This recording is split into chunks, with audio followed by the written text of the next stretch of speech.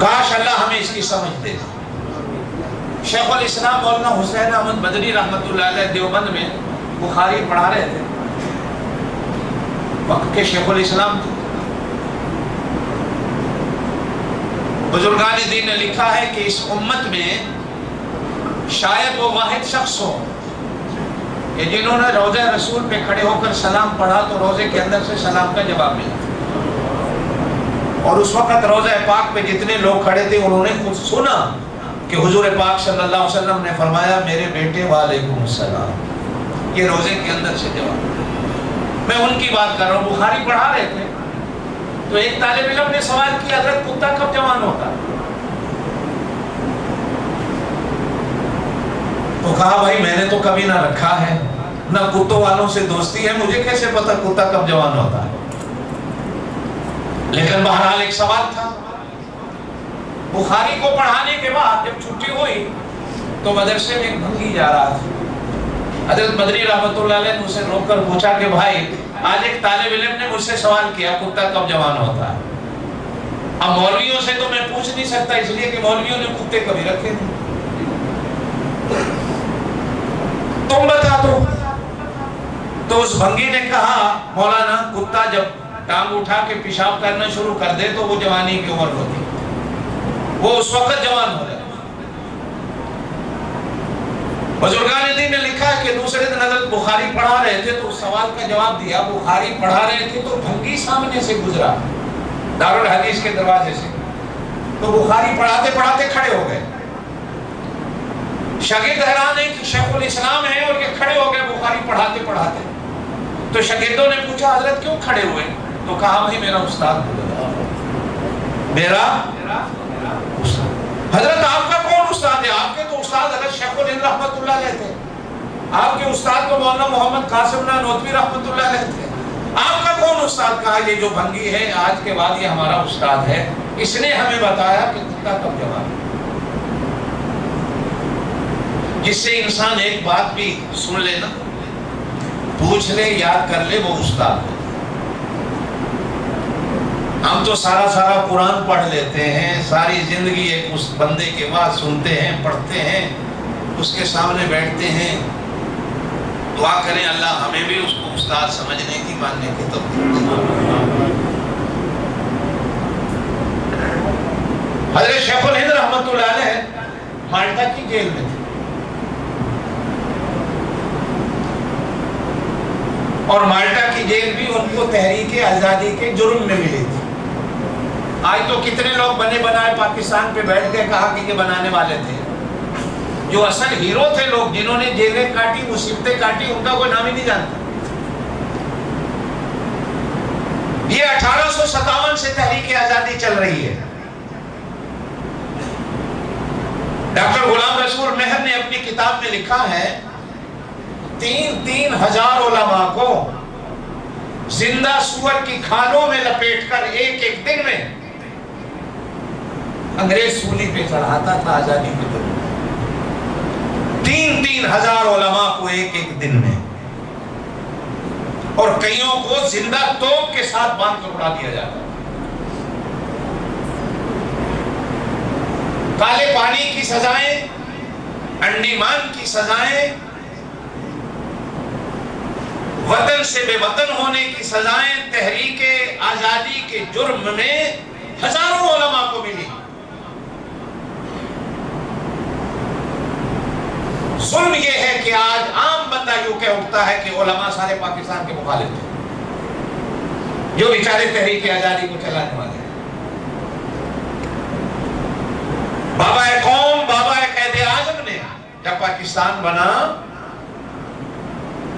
تو کراچی میں 14 اگست 1947 کو مولانا شبیر احمد عثمانی کے ہاتھوں سے پاکستان کا جھنڈا لہرایا، اور ڈھاکہ میں مولانا اطہر علی رحمت اللہ علیہ کے ہاتھوں سے پاکستان کا جھنڈا سر بلند کیا گیا۔ دونوں جگہ پاکستان کا جھنڈا پہلی دفعہ جو بلند ہوا وہ علماء کے ہاتھوں سے۔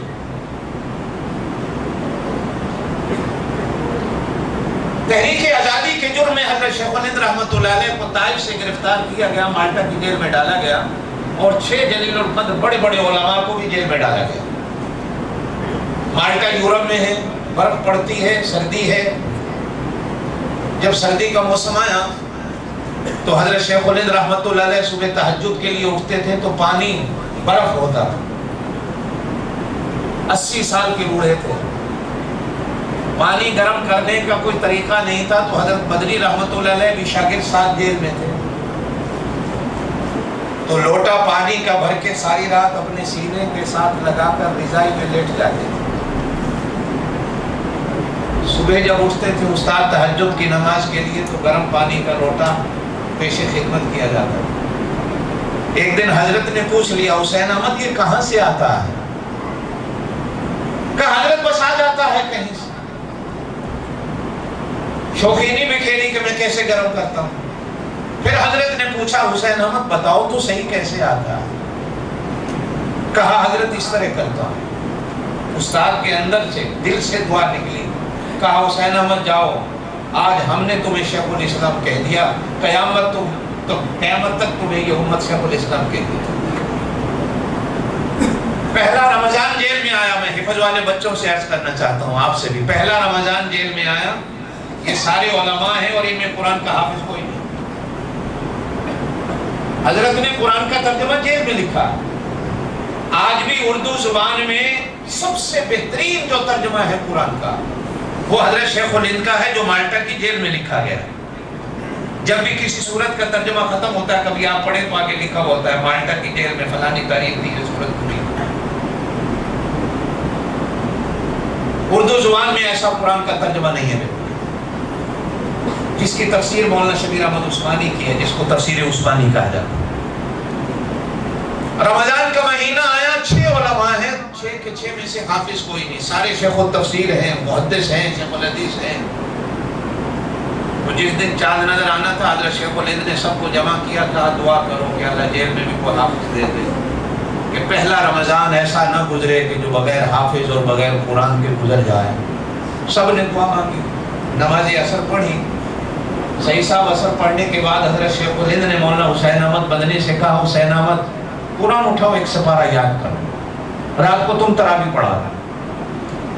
مولانا حسین احمد مدنی کہتے ہیں میں اللہ کا نام لے کر بیٹھ گیا، مغرب تک سپارہ یاد کر لیا، رات کو تراویح میں سپارہ سنایا، رمضان ختم ہوا، میں قرآن کا حافظ ہو گیا۔ 1 مہینے میں اور روزانہ مجھے 1 گھنٹہ ملتا تھا، 1 گھنٹے میں سپارہ یاد کرتا تھا۔ رمضان ختم ہوا، میں قرآن کا حافظ ہوں۔ جب استاد کے اندر سے دعا نکلتی ہے وہ کام کر جاتی ہے جو آج آپ کی بڑی بڑی سائنس کی لیبارٹریاں یونیورسٹیاں بھی نہیں کر سکتی۔ بس شرط یہ ہوتی ہے کہ دعا اندر سے نکل آئے۔ یہ ہماری محنت بحمد اللہ ہانگ کانگ میں جتنے بھی مدرسے ہیں اللہ تمام کو آباد و شاد رکھے۔ کئی جگہ پہ قرآن پاک کی خدمت ہو رہی ہے، اللہ سب کو منظور فرمائے۔ لیکن ایک بات میں تحدیث نعمت کے طور پہ کہہ دیتا ہوں، فخر کے طور پہ تو نہیں، الحمدللہ یہ بوٹے سارے ہمارے لگے ہوئے ہیں۔ جہاں بھی کوئی بوٹا اس وقت پھل پھول رہا ہے اس کے اندر خون ہمارا شامل ہے۔ اللہ ان کو آباد رکھے۔ میرے نعیم بھائی بیٹھے ہوئے ہیں ماشاءاللہ، 3 سال میں ان کی بچیاں ہمارے ہاں قرآن کی حافظ ہیں۔ ہمارے ہاں یہاں شمسی پور میں عورتوں کو عالمہ بنانے کی کلاسیں ہوتی ہیں، اس اکثر پتہ نہیں آپ کے میں ہو۔ 13 خواتین انشاءاللہ اس رمضان تک عالمہ کی سند حاصل کر لیں گی۔ اس سال ان کی بخاری حدیث پاک کا سبق چل رہا ہے، میں ہی پڑھاتا ہوں تفسیر اور حدیث کا سبق۔ بہترین عربی زبان بولتی ہیں، بہترین عربی لغت سے واقف ہیں، فتاوے دینے والی ہیں ماشاءاللہ، ساری کتابیں ان کو پڑھائی گئیں۔ آج کل ان کا آخری سبق حدیث پاک کے چل رہے ہیں۔ رمضان شریف کے آنے تک انشاءاللہ 13 خواتین آپ کے ہانگ کانگ میں عالمہ کی ڈگری حاصل کر لیں گی۔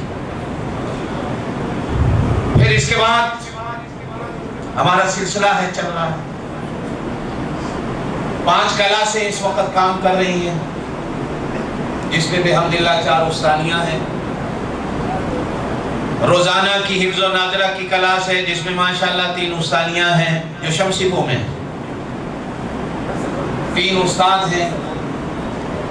اس وقت شمسی پو کے مدرسوں میں 1400 لڑکے لڑکیاں قرآن پاک کی تعلیم حاصل کرتے ہیں، یہ عالمہ کلاسوں کے علاوہ ہے، جن میں 16 استاد ہیں، جن میں 10 استانیاں ہیں، باقی حضرات ہیں جو خدمت کرنے والے ہیں۔ بحمداللہ خزانہ غیب سے اللہ پاک مدد کر رہا ہے۔ 1,60,000 ہانگ کانگ ڈالر منتھلی ہمارے ختم نبوت کے مدرسوں کا خرچہ ہے، اللہ پورا کر رہا ہے۔ ہم بھی کبھی کبھی سوچتے ہیں بیٹھ کر کے اللہ پاک کہاں سے دے رہا ہے، اور یہ چل رہا ہے، اور دعا کریں یہ چلتے رہے۔ میری شب کی دعائیں اللہ کے سامنے، رات کی دعائیں اور دن کی دعائیں ہمیشہ اللہ کے حضور ہوتی ہیں کہ ہانگ کانگ میں کوئی بھی بچہ، کوئی بھی بچی قرآن پاک کی تعلیم سے محروم نہ رہ جائے، کسی کونے میں بھی رہتی۔ مجھے آج بھی یاد ہے کہ کبھی جب میں فلول مسجد میں ہم نے یہ کام شروع کیا تھا، شمشوئی ایک ہی سڑک تھی، 2.5-3 گھنٹے لگتے تھے بچوں کو قرآن پڑھنے کے لیے آتے تھے۔ تین مون یولونگ سے بچے قرآن پڑھنے آتے تھے، کمتین سے بچے پڑھنے آتے تھے۔ فلول مسجد میں سیٹرڈے سنڈے کو یا پبلک ہالیڈے کو آتے آتے بچوں کو 2-3 گھنٹے لگ جاتے تھے۔ آج ہانگ کانگ میں ہر محلے میں ہر مسلمان کو آسانی سے مدرسہ مہیا ہے، اور میں آپ کی موجودگی میں، یہ میرے بڑے بیٹھے ہیں، یہ 3 حضرات، سید صاحب، میرا صرف یہاں آنے سے ان کے ساتھ واسطہ نہیں پڑا، بلکہ جب میں ہانگ کانگ نہیں آیا تھا تو بھی انہی کے دفتر سے میرا واسطہ تھا۔ میرے بھائی کیپٹن سلیم صاحب، اللہ ان کی خدمات کو قبول فرمائے، عمر میں مجھ سے چھوٹے ہوں گے لیکن کام میں مجھ سے بڑے ہیں، میں ان کی عزت ہمیشہ بڑوں کی طرح کرتا ہوں۔ اسحاق صاحب میرے بڑے بزرگ ہیں، اکثر میں ان سے مشورے لیتا رہتا ہوں، ان کے مشوروں میں بڑی خیر ہوتی ہے۔ آپ حضرات کی موجودگی میں میں ان سے درخواست کرتا ہوں، یہ تینوں ہمارے بڑے ہیں، تینوں ٹرسٹی کے لوگ ہیں، کہ کبھی کبھی ہماری طرف بھی نظر کرم کر لیا کرو۔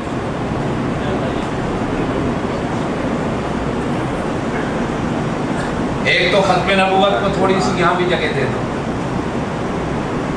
اور ایک ختم نبوت کو قبول بھی کر لو۔ یہ مجھے کہنا نہیں چاہیے تھا، آج کل میں بھی ہارٹ کا مریض ہو گیا، مجھے بھی ڈاکٹروں نے کہا 2 وال بند ہو رہے ہیں، اینجیوگرافی کی تاریخیں دے رہے ہیں۔ بہرحال زندگی کا تو کوئی پتہ نہیں، ہم تو الحمدللہ ہر وقت تیار ہیں، جب اللہ کا بلاوا آئے گا جانے کو تیار۔ یہ مدرسے کون سنبھالے گا؟ میں نے تو ان کو لکھ کے دے دیا، یہ ٹرسٹی کے حوالے کر دینا، اس لیے کہ یہ ہمارے ذمہ دار ساتھی ہیں، بڑے ہیں، ان کو چلائیں، اس لیے کہ ہو سکتا ہے مجھ سے 1000 بندوں کا اختلاف ہو، لیکن ٹرسٹی ہماری ایک چھتری ہے، ایک امبریلا ہے، کہ سارے مدرسوں کو اگر اسی چھتری کے نیچے لے لے تو ہانگ کانگ کے مسلمانوں کی بہت ساری دشواریاں ختم ہو سکتی ہیں، بہت ساری دشواریاں۔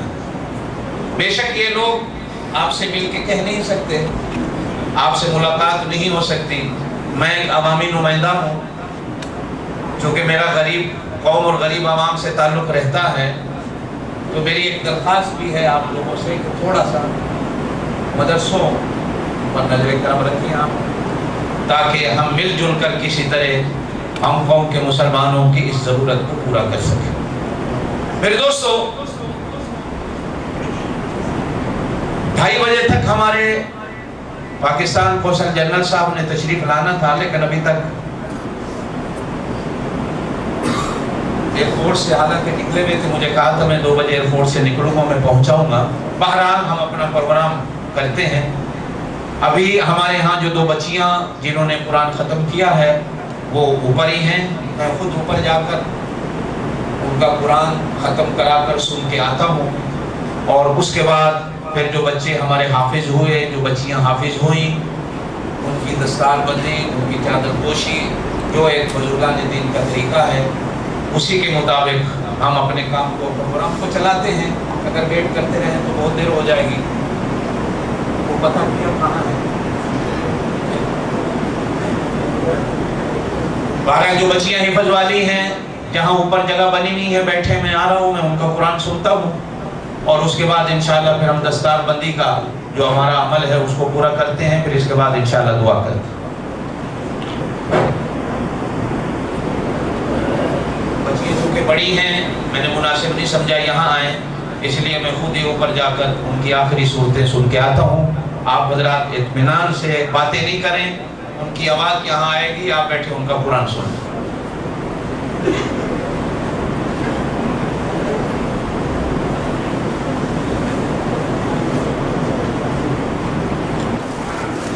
زبانی پڑھنا ہے تو زبانی پڑھ دو، قرآن دیکھ کے پڑھنا ہے دیکھ کے پڑھ لو، سورۃ الاخلاص سے۔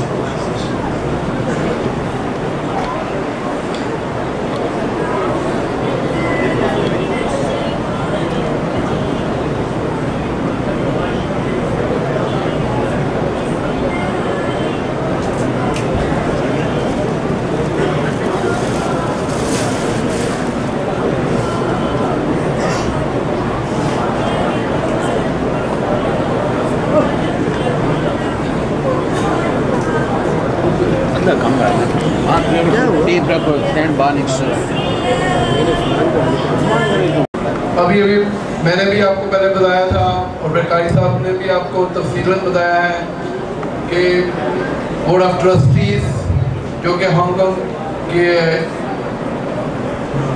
the largest Islamic organization in Hong Kong، ان کے چیئرمین آنریبل مسٹر سعید الدین موجود ہیں۔ تو آنریبل سعید الدین صاحب آپ سب کو قاری صاحب کے بارے کچھ ابتدائی چیزیں بتانا چاہتے ہیں۔ I have the pleasure to invite Honorable Mr. Saiduddin Sahib.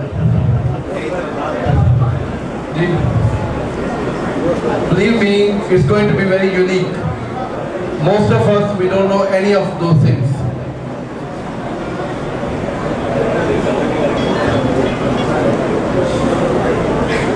Bismillahirrahmanirrahim.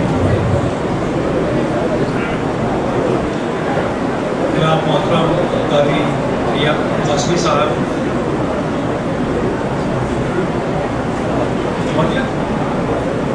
جناب کیپٹن سلیم صاحب، جناب اساد صاحب، سر یوسف یو اور گیسٹ ہیں۔ اصل میں میرا تو آج کوئی پروگرام نہیں تھا آپ لوگوں سے مخاطب ہونے کا۔ پہلے تو سب سے پہلے تو بڑی خوشی ہوئی مجھے یہاں کر، اور ہر انسان کو جو مسلمان ہے، جو یہاں رہتا ہے، جب ایسی تقاریب میں آپ آتے ہیں اور جب آپ اپنے بچوں کو اس غیر اسلامی ملک میں آپ دیکھتے ہیں کہ قرآنی تعلیم اپنے بچوں کو دلانا، اور جہاں وہ تعلیم حاصل کرتے ہیں ان لوگوں کو بھی ہمیں مبارکباد دینی چاہیے، ان بچوں کو بھی اور ان کے والدین کو جنہوں نے یہ سمجھا کہ ان کے اپنے بچے ضرور قرآنی تعلیم حاصل کریں، اسلامی تعلیم حاصل کریں۔ تو ان کے لیے بھی میں کہتا ہوں کہ آپ حضرات اور جو لوگ ہیں جن کے بچے اسکولوں میں جاتے ہیں جہاں پر ظاہر ہے اسلامی تعلیم کا ذکر نہیں ہوتا، ان سے بھی درخواست کریں گے کہ وہ بھی اپنے بچوں کو हाफ टाइम में भेजें। ये इस वक्त तो पूरे हांगकांग में जैसे कारी साहब ने फरमाया है कि हर महल्ले में छोटी जगह हमारे मुसैद हज़रात ने बना दी है। पहले तो एक ही जगह थी जैसे कि कारी तैयब साहब ने फरमाया, और इन्हीं के बारे में मैं कुछ आपसे अर्ज़ करना चाहता हूँ। जब कारी साहब के लिए ये हुआ कि वो हांगकांग में अप्लाई करेंगे इमाम के लिए, तो उस वक्त भी मैं ट्रस्टी था। इत्तेफाक की बात है, कारी साहब को तो मैं नहीं जानता था, ना ही ट्रस्टी जानते थे कारी साहब को। हमें एक साहब यहाँ आते थे, वो आजकल भी आते हैं, उनका नाम शफीकुर रहमान साहब हैं, उनसे हमारी वाक़फ़ियत थी। उन्होंने मुझे कहा कि सही साहब, आपकी इतनी बड़ी अज़ीम शान मस्जिद है, इसमें कोई पाए का आलिम नहीं है। ज़ाहिर है उस वक्त जो हमारे पास थे इमाम, हिंदुस्तान के इमाम साहब थे, तो मैंने अपने ट्रस्टी से सब ने इत्तेफाक किया इस बात से कि ज़रूर हमें कोई अच्छा आलिम अगर मिल जाए, अच्छा कारी मिल जाए तो बड़ी अच्छी बात है। तो बहरहाल उन्होंने कहा कि मैं आपको इंट्रोड्यूस कराता हूँ। तो ट्रस्टी ने कहा, तो चूँकि पाकिस्तान से मेरा ताल्लुक़ था और ताल्लुक़ है, तो उन्होंने मुझसे कहा कि फ़लाँ साहब हैं, उनको हमें बुलाना है। तो वो ज़िम्मेदारी मैंने ली। मेरा कराची में ऑफिस है, मेरा वो जनरल मैनेजर थे, वो अब तो फौत हो गए, तो मैंने उनसे टेलीफोन करके आपकी जो पूरी पता वगैरह था वो लिया, और मैंने कहा कि जब हम किसी को बुला रहे हैं, वो मेहमान भी है और वो हमारा इमाम भी होगा, तो हमें उनकी अभी से ही इज्जत करनी चाहिए। तो बजाय इसके कि मैं इनसे कहूँ कि तुम मेरे ऑफिस आओ और मैं आपका इंतज़ाम करता हूँ, मैंने कहा जनरल मैनेजर से कि तुम जाओ उनके पास और उनके लिए टिकट का बंदोबस्त और जो ज़माने में सफ़र का था। बहरहाल किस्सा मुख्तसर ये कि अल्लाह ताला के फजल से मेरी थोड़ी सी खुशकिस्मती है कि मैं उस काम में शामिल था जिसमें मौलाना साहब को सिलेक्शन किया। उसके बाद ये तशरीफ़ लाए यहाँ, तो ज़ाहिर है as a trustee selection committee में मैं था इनको, और वो जो मराहिल थे वो सब के सब बड़े खुश असलूबी से तय पाए। और जब कारी साहब को हमने पहला जुमा दिया टेस्ट के लिए, तो मुझे इस तरह से याद है कि आपने बेहतरीन तकरीर जुमे में की और जो खुतबा दिया और जो आपकी क़िरात हमने सुनी, तो उसके बाद 90% तो अप्रूवल वही हो गई थी इनकी। और उस वक्त हमारे चेयरमैन थे वो मिस्टर इदरीस पीक इंग्लैंड के, ज़ाहिर है वो इतना नहीं समझते थे, तो हमने इनको फिर अल्लाह के फजल से अपॉइंट कर लिया। उसके बाद हमारा रिश्ता बड़ा कायम रहा। बाकी की डिटेल मैं आपको क्या बताऊं कि बहुत ऐसे मराहिल आए जिनमें बड़ी मुश्किलात से हम गुजरे और हमें इख्तलाफात भी बहुत पैदा हुए। ये नेशनल चीज़ है। कोरल मस्जिद आपको पता है कि वो एक मेन हमारी मस्जिद है, सारी दुनिया की तवज्जो उधर होती है। तो सबसे अच्छी बात यह है कि एक तो इतना अच्छा कारी, इतना अच्छा आलिम हमको मिला। उसके बाद इन्होंने जो शुरू काम किए, और वो पहला काम जो सबसे खुशी का है वो है मदरसे की शुरुआत। उस ज़माने में हमारा कोई मदरसे नहीं होते थे, ना ही हमारे पास हफ़ाज़ होते थे कि वो और मसाजिद में जाकर कुरान सुनाए। और ये मैं बात कर रहा हूँ तरावी के लिए, तो हम कभी हिंदुस्तान से मंगाते थे, कभी पाकिस्तान से किसी मंगाते थे।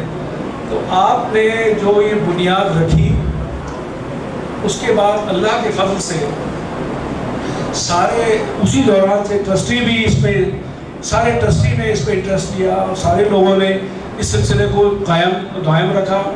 اور آج اللہ تعالیٰ نے اس کی اتنی برکت دی ہے کہ ہمارے یہاں ہر سال مختلف مدارس سے، ٹرسٹی کے مدارس سے، آپ کے یہاں سے اور مدارس سے تقریباً 20 سے لے کے 30 حفاظ ہم ہر سال پروڈیوس کرتے ہیں، پیدا ہوتے ہیں۔ آج ہم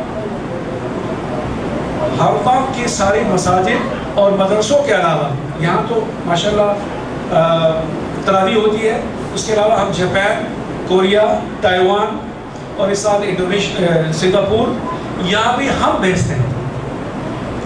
کبھی کبھی کسی اور ممالک میں ایسی بھی درخواست آتی ہے تو ہم بھیجتے ہیں۔ تو اللہ کے فضل سے آج ہم اس قابل ہیں کہ ہمارے یہاں اتنے اچھے حافظ ہیں کہ جو ہم بڑے فخر کے ساتھ اور ممالک میں بھیجتے ہیں۔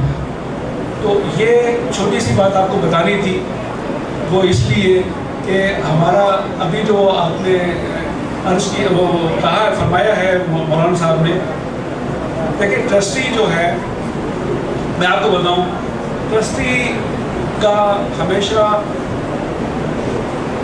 ہر دفعہ یہی رہتا ہے کہ وہ حد الامکان کوشش کرے کہ ہمارے یہاں مذہب کے لیے جو بھی صحیح کام کر رہا ہو اس کی مدد کرے۔ ایسا کبھی نہیں ہوتا کہ ٹرسٹی یہ چاہے کہ کسی کے لیے رخنہ اندازی پیدا کرے یا کسی کو روکے، ایسا کبھی نہیں ہوتا ہے، نہ کبھی آپ ایسا سوچئے گا۔ لیکن اس کی ایک اتھارٹی ہے، اس کا ایک انداز ہے کام کرنے کا، اور اس کو اپنے رولز ریگولیشن کے تحت چلنا ہوتا ہے۔ اس میں 7 ٹرسٹی ہیں، 7 میں 4 مختلف آرگنائزیشن کی ریپرزنٹیٹیو ہیں۔ وہ 7 ٹرسٹی ایک آرگنائزیشن کے نہیں ہیں، آپ سمجھتے ہیں نا؟ ان 4 ٹرسٹی، وہ 4 آرگنائزیشن کی اپنی سمجھ بوجھ کے لوگ آتے ہیں، کام تو وہ ٹرسٹی کی حیثیت سے ہی کرتے ہیں، لیکن یہ تو آپ کو سوچنا چاہیے کہ وہ سب کا سوچ الگ ہوتی ہے، ان کا انداز الگ ہوتا ہے، ان کا کام کرنے کا طریقہ کار اچھا ہوتا ہے اور دوسرا ہوتا ہے، لیکن مقصد سب کا ایک ہی ہوتا ہے کہ اسلام کی اشاعت کے لیے، دینی تعلیموں کے لیے کوئی کسر نہ چھوڑی جائے، اور حد الامکان کوشش کریں کہ ہم جو مدد کر سکتے ہیں ضرور کریں، لیکن وہ ہر چیز جو ہے اس کا ایک طریقہ کار ہوتا ہے، اور اس میں خوبصورتی بھی ہوتی ہے کہ آپ جو بھی کام کریں بڑی خوش اسلوبی سے کام کریں۔ یہ کام بن کر کے کوئی بھی کام کر لینا وہ ٹرسٹی نہیں کر سکے گا۔ اور میں آپ کو ایشورنس دلاتا ہوں کہ جب سے قاری طیب صاحب قرون مسجد سے جب آپ کا مطلب رخصت ہوئے، میں فخر سے کہتا ہوں میں واحد آدمی ہوں، میں نے ان سے کبھی اپنا رشتہ نہیں کیا۔ جب بھی مجھے موقع ملتا ہے، میرا ہو سکتا ہے کبھی 6 مہینے میں ملاقات نہ ہو، میں یہ جھوٹ نہیں بولتا ہے کھڑے ہو، لیکن کہنے کا مقصد یہ ہے کہ میں ہمیشہ جب بھی ملتا ہوں کچھ اچھی باتیں ہم لوگ کرتے ہیں، اور میں نے ہمیشہ ان کو مشورہ دیا ہے کہ قاری صاحب آپ ہم کو مختلف نہ سمجھیں، یو آر پارٹ آف اس، آپ جو کام کر رہے ہیں وہ بہت بڑی خدمت ہے، وہ دین کی، اور اتنی بڑی جو آپ یہ اتنے لوگوں کو پیدا کر دیا ہے، یہ کوئی آسان کام نہیں ہے، اتنا مدرسوں کو چلانا، اتنے لوگوں کو حفظ کرانا، اتنے لوگوں کو پڑھانا، اور ابھی جو 5 اساتذہ کے لیے آپ نے کہا ہے، یہ کوئی آسان کام نہیں ہے، یہ بہت مشکل کام ہے، اور اس کے لیے بڑا مدبر آدمی ہونا، عالم ہونا، اور اسلام کو سمجھنے والے آدمی کا کام ہے، ہر ایک کا کام نہیں ہے۔ میں یہ کام نہیں کر سکتا اس لیے کہ میرا کام نہیں ہے، یہ میں عالم نہیں ہوں۔ میں آپ کو، قاری صاحب کو اور سب کو ایشورنس دیتا ہوں on behalf of trustee کہ جو کام ہمارے اختیارات میں ہے، جو ہم کر سکتے ہیں بھلائی کے کام کے لیے، مدد کے لیے، وہ انشاءاللہ ہم ہمیشہ کرتے رہیں گے اور کر رہے ہیں، اور اسی کی وجہ سے آج دیکھیں کہ یہاں پر کتنا امن اور امان کے ساتھ